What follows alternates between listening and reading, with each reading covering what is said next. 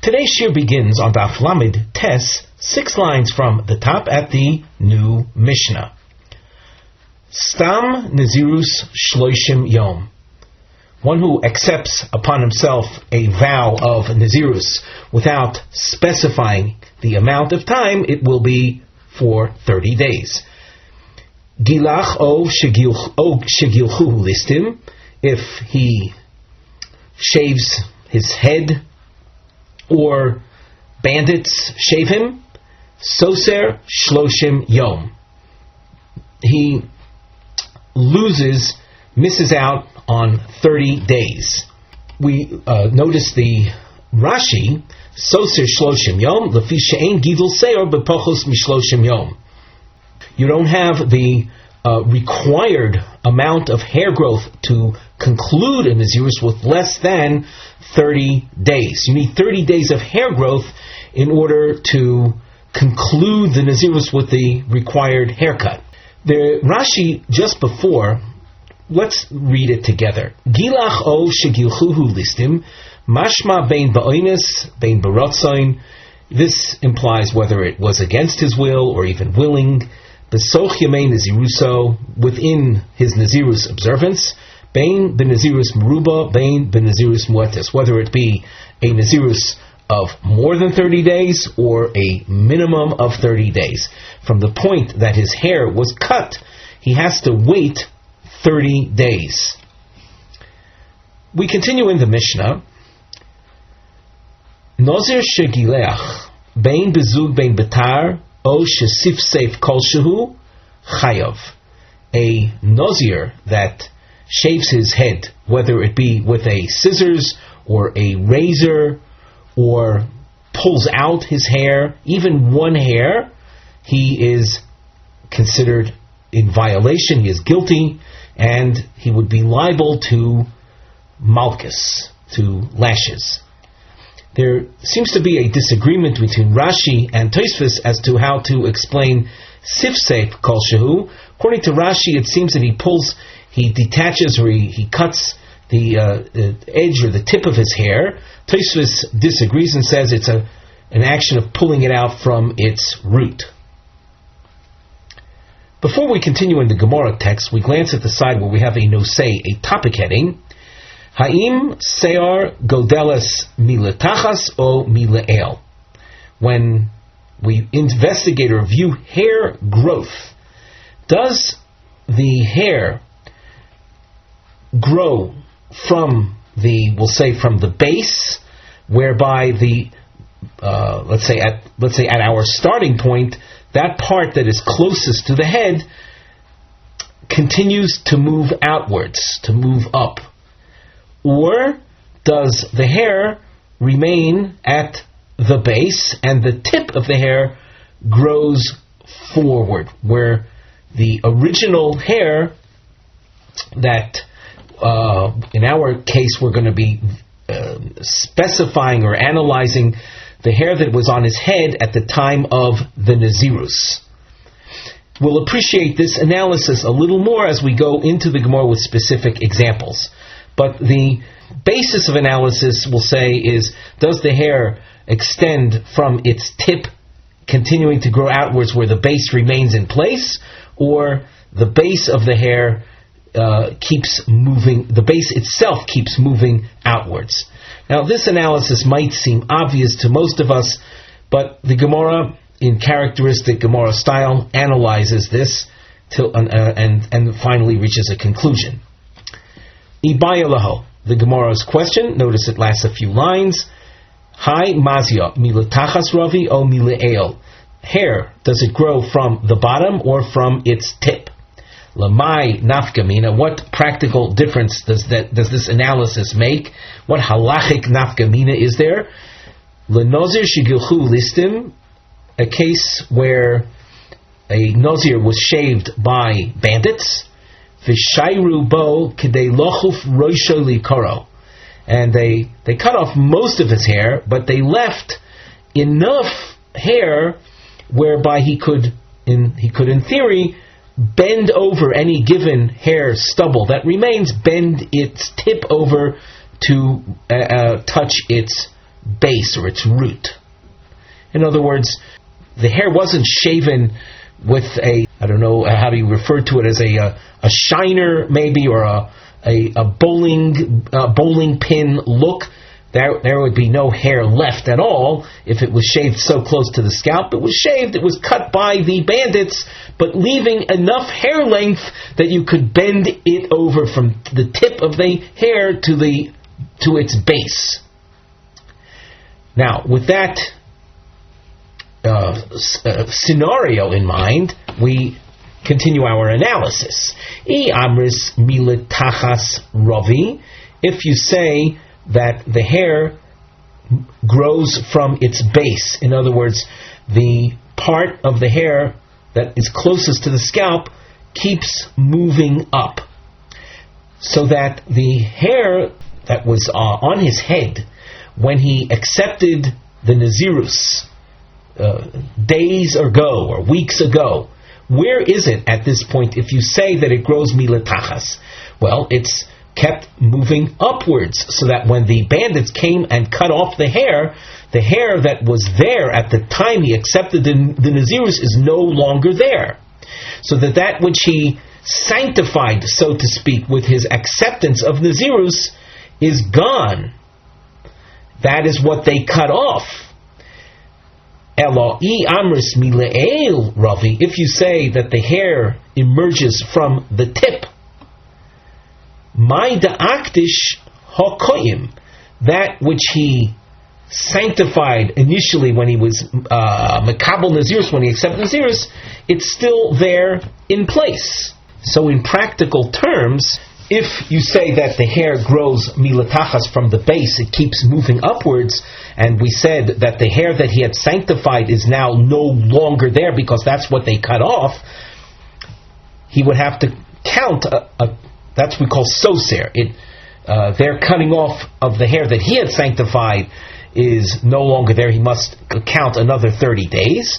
However, if you say that the hair emerges from the tip, the bottom, the part closest to his head, was not cut off by these bandits. If you say that it emerges from the tip, and therefore there would be no undoing, no loss of Nazirus time in this case, where they left enough hair that you could bend over the tip to its base. So the question is in place. Now the analysis. We have markings on in the Gemara, a volcano shape. You'll notice that the shape appears in different directions, and on the side under our Mivneh heading, with the narrow part facing up, that will indicate in our Gemara that it grows from the tip. With the inverted volcano shape, miletachas, that it constantly emerges from the base of the scalp, moving upwards.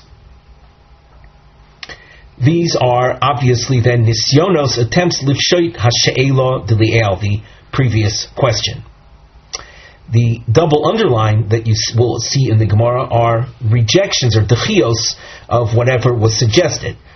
We continue then. Toshma meha invo chaya. Let's try to bring proof from the case of this living inva. Inva is a type of bug, some creature. Some might want to associate it with a lice. We'll refer to it simply as a bug, a living bug. Dekoim beikva debinsa. You notice it is at the root, or the base of the binsa, of the hair. If it were so that hair emerges from the base, then this bug, it was clinging to the base. As time goes by, bereisha debinsa boy lemekam. It's like holding on to some kind, like an elevator. It should constantly move toward the outer extreme. As the hair rises from the base, this bug would then move with it, and it would no longer be at the base as time goes by. But we notice that the bug always remains at the base. What does that indicate? That indicates that the base isn't moving, but rather the hair is growing from the tip, and the bug remains where it is. So, reading again, where we dashed underline, if it were so that the hair emerges from the base, then you should find this bug in the course of time at the hair's tip. The Gemara rejects this and says, Li'olam milatachas ravi. We could argue that the hair emerges from the base, not from the tip of the hair, but from the base. The base constantly, that which is right now closest to the scalp, in a few days' time rises because the hair is always growing forth from the base. And as far as why do you find the bug always there at the base if that's what's rising, the agav chiyusa nochis fi ozil inva. And since it has life to it, it's always crawling down. In other words, it feels that it's located, likes to be at the base, and it feels that the hair is moving outwards, so it always crawls back down to be at the base. Toshma. And here we're going to try to prove that the hair emerges from the base. Toshma inva mesa, a dead bug. Bereisha debinsa. You find this dead bug at the tip of the hair. If it were so that the hair emerges from the tip, then this dead bug, it should remain at the base. But we don't find it. We find that the dead bug is at the tip of the hair. It must be, therefore, that the hair is always moving up from the bottom, and carrying along with it this dead bug. And that's why you find it at the tip. The Gemara rejects this. Hasam nami, there too, I will tell you that the hair really emerges from the tip. And the question then is, why is the dead bug at the tip? Mishum deles bo chela, because it has no strength to it. Sruge sriga viozil. Let's just go over this point again. I'll tell you that the hair emerges from the tip. And if it in fact emerges from the tip, so the dead bug should have remained at the base. How is it that the dead bug is at the tip of the hair?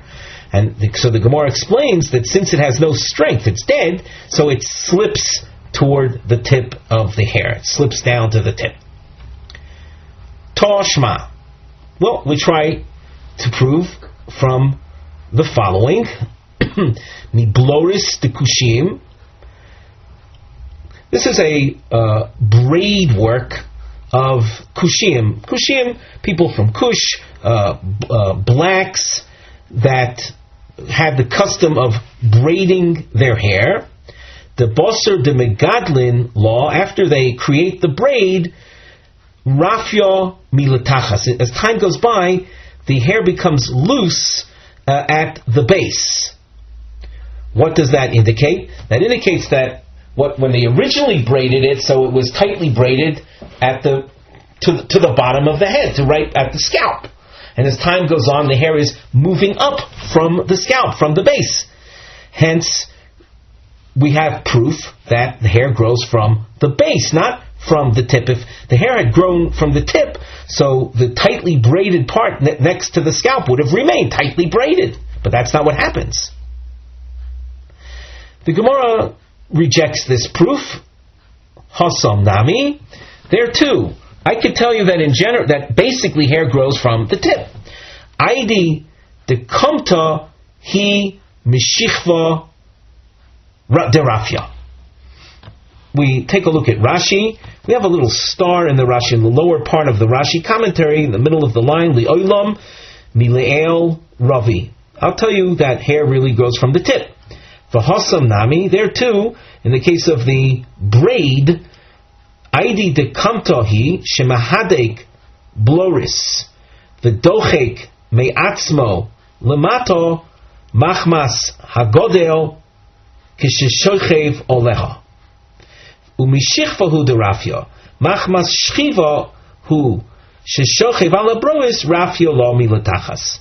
Since when he lies on the bed and puts pressure on his hair, because of the pressure that he places on his hair while he's lying, so the bloris, this braid work, gets loosened from the base. And in fact, the Gemara is arguing that the hair might very well grow from the tip. The looseness at the base is a function of the shchiva, of the lying on it. Toshma, we bring a proof from information that you find in Tanaic sources, as opposed to up till now we were trying to prove the reality from observation. So we prove from the realm of Meiser Behema. Meiser Behema is the tithing of the annual births of one's herd or flock. Every 10th animal is counted, is labeled Meiser Behema, and part of the labeling process involves painting a part of the animal red. So the fur, the hair of the animal gets red paint on it. Now, the Gemara says, Toshma mi sakrasa, from the red paint, de rofi amro miletachas. As time goes on, after you paint it, the paint itself causes the hairs to stick together. But as time goes on, the hairs closest to the body of the animal, which would be the equivalent of the scalp that we were referring to earlier, they become loose. They're not affected by the paint. The paint isn't there anymore. So what does that show us? That shows us that the hair is constantly emerging from the base. The Gemara adds Vitanya, or there's another girsa, Utnan. Utnan is, as we said before, this is information that's not based on observation per se, but it's based on that which is taught, namely the dyeing of the animal's hair, dyeing it red. Visu, and furthermore, another proof.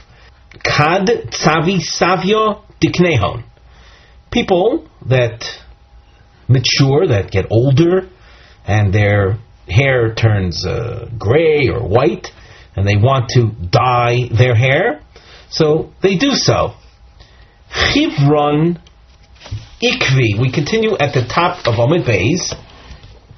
Ikvi nimhon, which means, chivron means turns white, the root or the base of their hair. So on a given day, they will dye their white hair. They'll dye it black, let's say, to give them that young look. But as time goes on, the white hair, the whiteness appears at the bottom and continues to extend. Well, Shma Mina, this shows us miletachas ravi Shma Mina, that the hair is constantly emerging from the base and moving outwards. V'elaha desanya. Well, with that in mind, let's continue reading the following source. Nazir shegilchu listim v'shayru bo kidei lochuf roisho li koroi eino soser. A Nazir whose head was shaved by bandits, and they left enough that you could bend the tip of the hair to its base. Eino soser, he doesn't lose any time. In other words, his Nazirus observance remains unaffected, even though they cut off his hair, leaving that, we'll say, that minimum length in place. If it were so, as we concluded, that the hair grows up from the base, so when he accepted Nazirus, the hair that was at the base of his head was, we'll say, sanctified, dedicated to the Nazirus. But as time goes on, that's as a month goes by, that's no longer at the base, that moved up. And the bandits would have cut that off. So they cut off the hair that was sanctified toward his Nazirus, then we can say the Nazir's hair is no longer there. Why then does he, as the source say, Eino Soser, Listar? He should lose time and allow another 30 days simply to achieve the required hair growth. But let us look together at the Tosfos, third line from the top, Listar, Daha Salka Daitoch Milatachas Ravi. The thinking is, as we concluded before, that the hair grows up from the base. Pirush, Daha Hochachnu Di Milatachas Ravi. We prove that from the dye of the Meiser Behema, from the practice of old people dyeing their hair, and the appearance of the whiteness at the base. Vimkein lo nishar miseor shoyabo mishas kabolas nazirus kidei lochuf roisho likaro. If the bandits came and cut off his hair, they were cutting off essentially his nazirus hair, leaving none of the nazirus hair with the minimum length of kidei lochuf roisho likaro. And yet the source says, Eino Soser, Elo Shma Mino, Mili'el Ravi. V'oisoi Shinishar, Hainu Oso de Meikara. It must be then that the hair actually extends forth from its tip, and that which was sanctified at the time of his Nazirus, it still remains there closest to his head. The Gemara responds and says, in truth, the hair grows up from the base. Why then does this source indicate Eino Soser? If it grows up from the base, we said then the hair that the bandits cut off was his Nazir sanctified hair, and he would have to replenish it now. Kagon shigilchu achar malois umoni Rebbe Lezer he. The source is in accordance with Rebbe Lezer, and the situation is that they cut his hair off after he finished observing the 30 days of Nazirus. We look in the Tosfos, they cut off his hair on day 30, so that we can tell you that the hair essentially does grow from the bottom, from the base, keeps moving up, moving out from there. And they cut his hair on day 30, after he observed his 30 days of Nazirus, before he had a chance to do his own Nazirus haircut. And the source is in accordance with Rebbe Lezer. The Tosfos goes on, Umoni Rebbe Lezer, he Yamar Kol Achar Malois, any hair cutting that takes place after the 30 days are observed, Zayin Soser, means 7 days are lost. Im Nitma, if he became defiled, Ad Shiazeh Gimel V'Zayin, during that 7-day period, if he had become defiled and he needs to bring his sacrifices, so he goes through the purification process of red heifer, of poraduma water, sprinkled on him on the 3rd and 7th of that week. V'chein yuchu b'yom shloshim soser zayin. Likewise, if they cut his hair off on the 30th day, he loses 7 days. Shelo yochol legaleach tiglachas nizro ad achar zayin. He'll have to wait 7 days from the point that they cut off the hair, that is, in order to achieve the minimum required for a proper Nazirus haircut. But this teaching, that he doesn't lose all 30 days, is only because the hair was cut after he observed the 30 days. And let's read that in the Gemara again. Umoni, Rebbe Lezer hi diomar kol achar melois, zayin soser.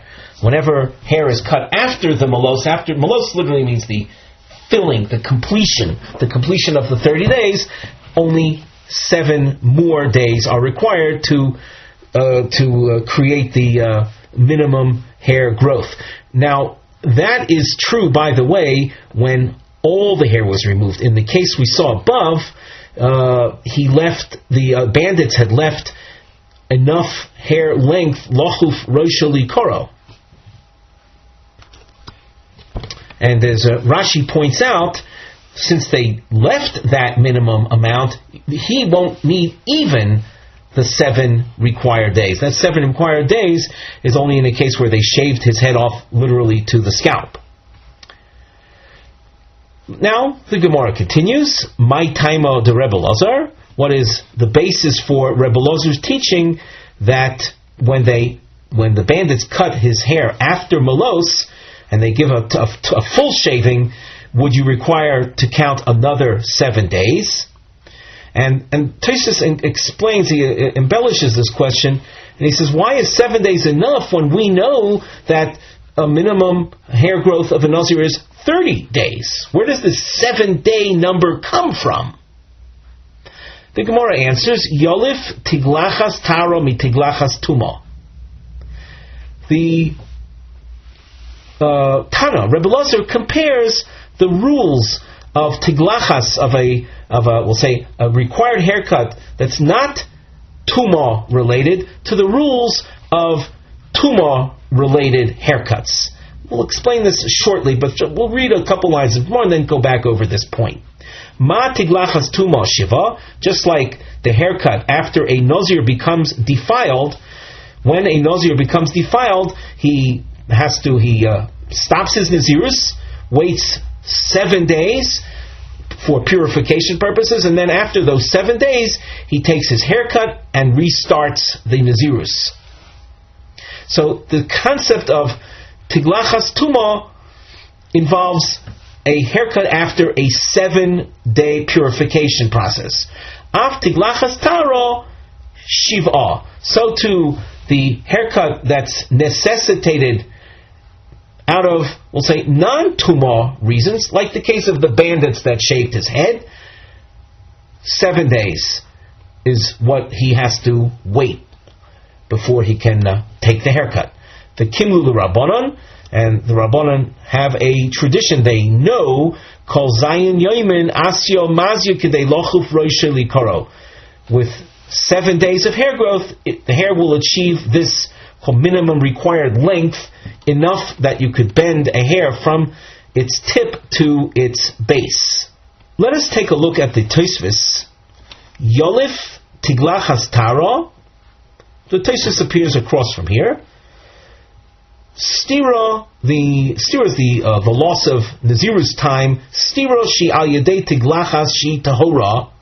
The loss of time through a haircut that came through during a tahora period, mistira habo al yedei tuma, is learned from the loss of time that comes as a result of defilement. Ma tiglachas ki nitma b'yoim shloishim. Just like in the case of Nazir who became Tomei on his 30th day. In other words, he finished observing his Nazirus and then he became Tomei. So he can't effectively bring his sacrifices on that day. He's now defiled. What happens? Mamtin Shiva, V'sulo. He waits 7 more days, and that's it, no more than that. And then he takes his Nazir haircut. Kach tiglachas taro kishigilchu v'lo shayrubo kidei lochuf roisha likaro zayin v'sulo. Likewise, in the case of the bandits shaving his head on the 30th day after he finished observing Nazirus, leaving no more hair, he waits a mere 7 days. So the 7 days of tiglachas taro, which is another way of referring to the bandits shaving his head, is learned from the case of tiglachas tuma that we saw in the Tosfos. We continue in the Gemara. Nazir shegilach bein betar bein bezug o shesif seif kol shehu chayav. The Mishnah mentioned that a Nazir that removed his hair in any way, whether using a razor, a scissors, or plucking it out, even one hair, he is chayav, he is in violation. And when we speak about in violation, we can assume, certainly for the time being, that he would be subject to malchus, to lashings. Tonu Rabbanan. Before we go further, we glance at the side. We have a Nosei topic heading, which reads, Machlokes Tanoim b'Nazir sheharavir saroisov b'emtzoi acheres mitar. We're going to see a Tanaic controversy concerning the Nazir who removes his hair through some means other than a razor. The Gemara. Tar. Ein li elo tar. The Torah warns against the use of a tar. Tar lo yavar al rosho. And from the appearance of the word tar, I would think that the restriction is only through a razor. Tolash meirat sifseif kolshu minayin. What about other means of hair removal? Plucking out, pulling out the hair, or what have you. How do we know that that's also prohibited? Talmud Lomar, Kadosh Ye Gadel Pera Seor Rosho. The hair of the Nazir hair growth is considered sanctified. Divrei Rabbi Yoshua, it's considered sanctified, therefore you can't pull it out. Rabbi Yonasan Omer Tar, Ein Li Elo Tar. Rabbi Yonasan also refers to the pasuk, and he says, I see only tar as being prohibited. What about the other means? Meira tolash sivsev kolshu potter. And you can easily see the contrast between Rabbi Yoshua and Rabbi Yonasan. According to Rabbi Yoshua, the Torah is not limiting the prohibition to the razor, but all other means also result in a violation, as the pasuk said, Kadosh Yegadel Peraseo Roshai. Rabbi Yonasan, though, limits the prohibition to the razor. The other means don't constitute a violation. Certainly, potter means he's exempt from any punishment. V'hoksiv kadosh yeh.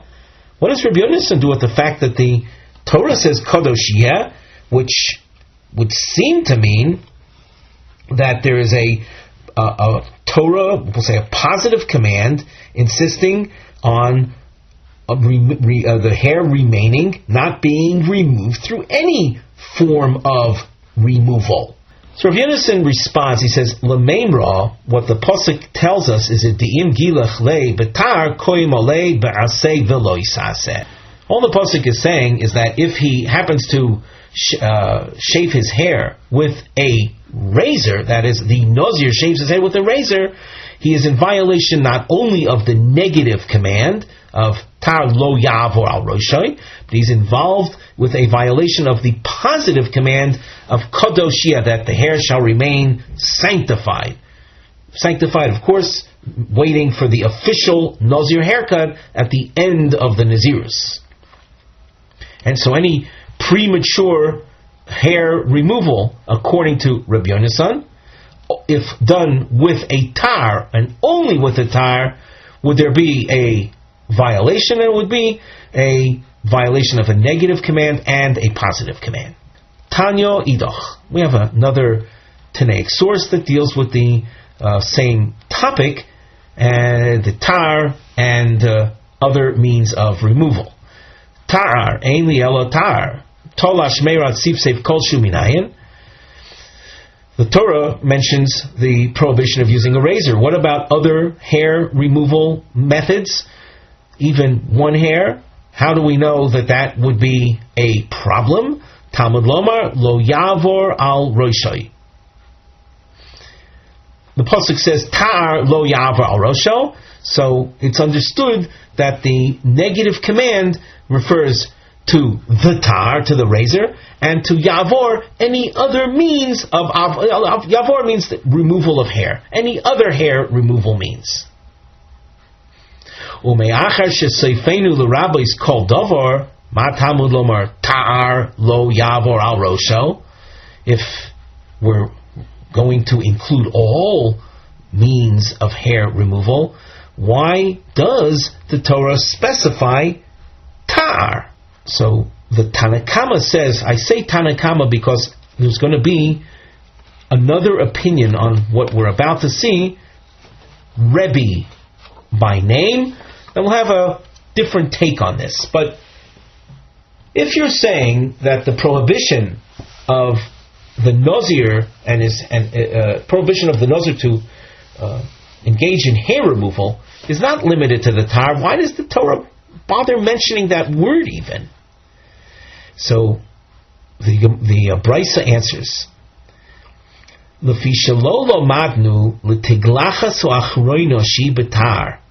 a Nazir, upon concluding his Nazirus in a proper fashion, we call that Nazirus of Tara. At the end of the Nazirus period, if it's a 30-day period, so be it. At the end of 30 days, we know that a Nazir shaves his head.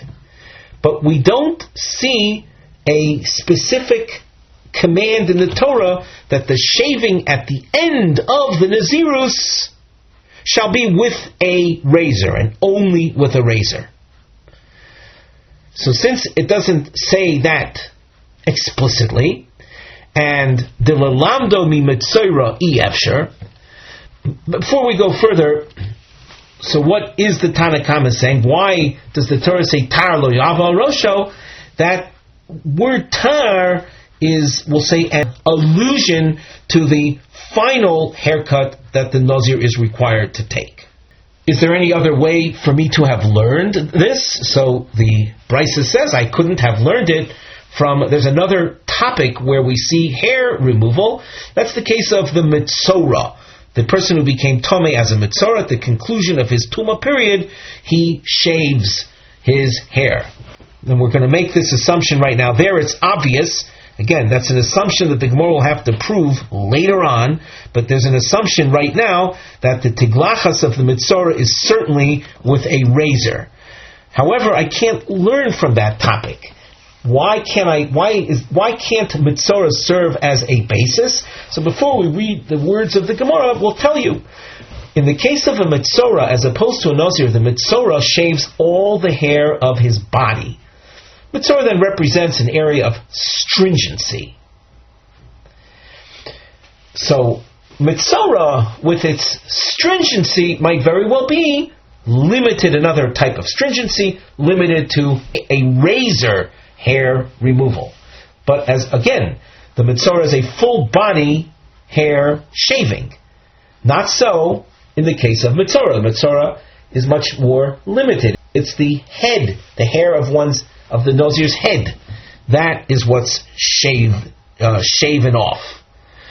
So the Gemara says, "Dilamdo mi Mitzorah efshar," to learn the rule of ta'ar from Mitzorah, that I could not do.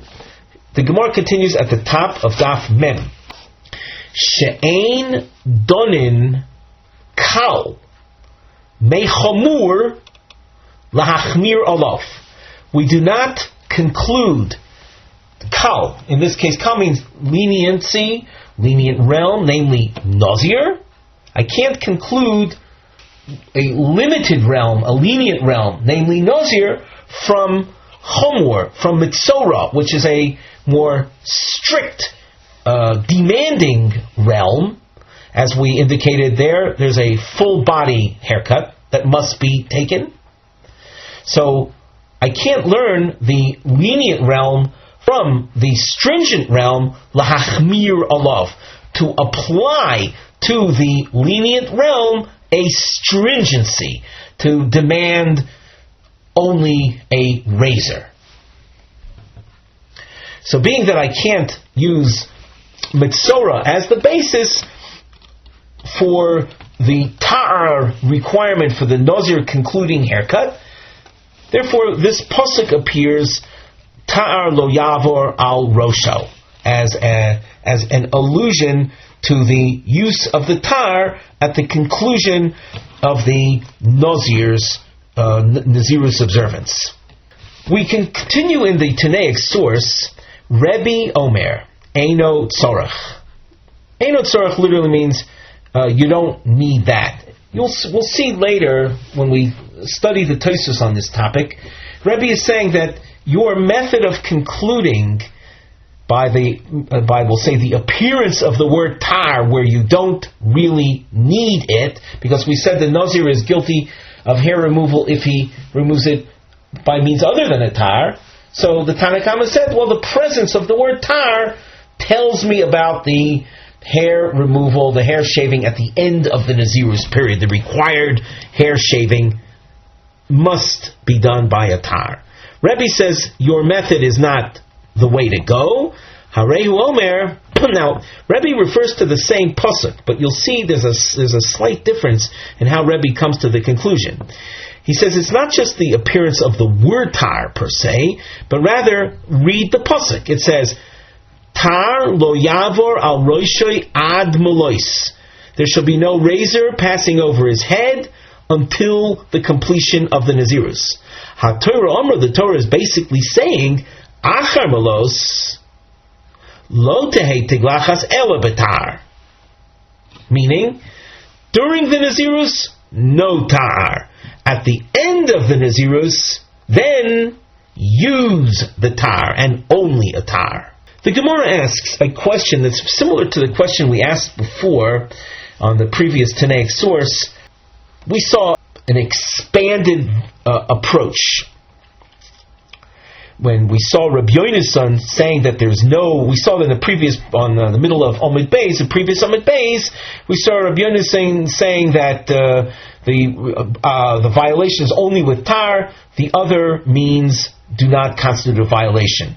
But what do you do with the pasuk Kadosh Yeh? So Rav Yehonasan uses Kadosh Yeh simply as a double violation when using a tar.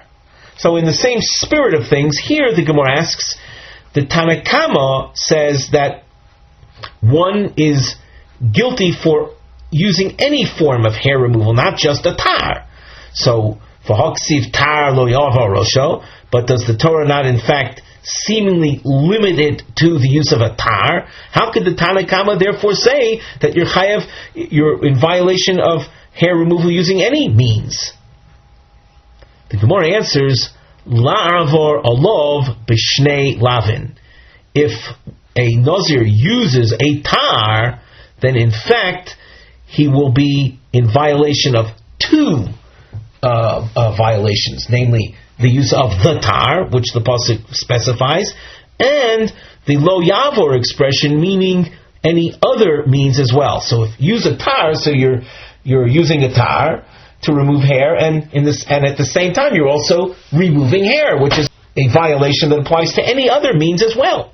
We made an allusion to the Tosfos, who focuses on what is the difference between the Tanna Kama and Rebbe insofar as their joint conclusion, their agreed conclusion that the final haircut of a Nazir is done only with a tar. So let us take a look at the Tosfos, the top of Daf Map Aleph. Rebbe Omer Eino Tzorech Tar. You don't need the appearance of the word tar l'asui the tiglachas achronis shel Nazir to serve as a basis of the final haircut of the Nazir being only with a tar. Dechi nami tzorech legufei. Even if you read the pasuk on its own and not view it as what we refer to as an unnecessary teaching after we said according to Tanna Kama we're including all forms of hair removal.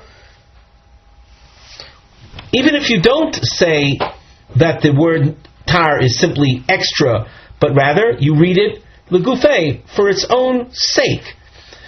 Afilu hachi yadinon memela de tiglachas achrona betar. I would still be able to figure out, just by reading the verse that is, with its inference, that the final haircut is only with a razor. Ubaha polig atana kama didei. And it's in the following that Rebbe disagrees with the first opinion that was in that very source. The Tanna Kama aisi litar mishum tiglachas achrona. The Tanna Kama uses the word tar and says it's there to teach me about the final haircut. Uporech v'oksiv tar lo yavor, the mashma sha'ar ma'avirin nami. The pasuk seems to indicate that other means of hair removal also. The heichi k'omar Rebbe de osi legufei. How can Rebbe say that it is used? The pasuk is there for its own sake. The mashma the betar dafka mechayev. The Svirule leGemara, the Ein Lonu Lomar, the Gemara is working with an assumption that we are not to say the Rebbe Yisbar Rav Yehonasan de lo Osar Shar Ma'avirin. Rebbe doesn't hold like Rav Yehonasan that says that he said that there is no prohibition when it's a hair removal through other means. The Midika Eino Tzorech, from the fact that Rebbe's reaction to the Tanna Kama involved the expression Eino Tzorech, mashma de lo asi lefluge al Tanna Kama didei, the mechayev al kol ma'avirin. that Rebbe is not coming to argue with the Tanna Kama on that particular point, that there is a violation when you use other hair removal means. Umeshani lavor olov b'shnei lavim lekach kosav tar.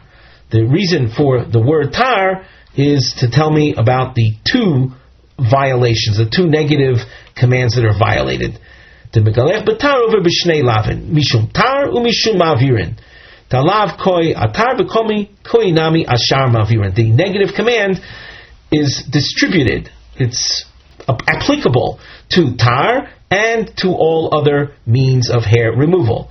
Vavikilu kosav tar lo yavar and velo ya'avor. The oisoloshin koi lefonav lachrov tar lo yavor. The word lo yavor, the negative command, as is represented by the word lo, applies backwards to the word tar and forwards to the word ya'avor. Vahashta nafki travayu mitar. Both learn from the word tar l'Rebbe. Di'i lo nichtav tar elo l'tiglachas mitzvah kidikomar Tanna Kama mikomokom lichtavei l'tar beferush gabi tiglachas shel mitzvah l'may hilchas kosfo gabi yisura. If the word tar was only for the tiglachas mitzvah, the final haircut of the Nazir, well, the Torah should have spelled that out. Why does the word tar appear in the context of a negative command? Lo maloch shaloi kishtayim v'im kulei lahochi. Who also, if the only purpose was to tell me about the second negative command, amai somech ad melois el tar lo yavor. Why, when you read the pasuk, does the expression ad melos appear right next to the expression of tar lo yavar? Elo rotza lomar ad melois lo yavor tar, or la'achar melos lo ya'avir ser rosho elo betar. And as we explained before, as Rebbe said, the tar is not to be used during the Nazirus, but it is the only thing to be used after the Nazirus, at the concluding haircut. With that, we conclude our shiur for today.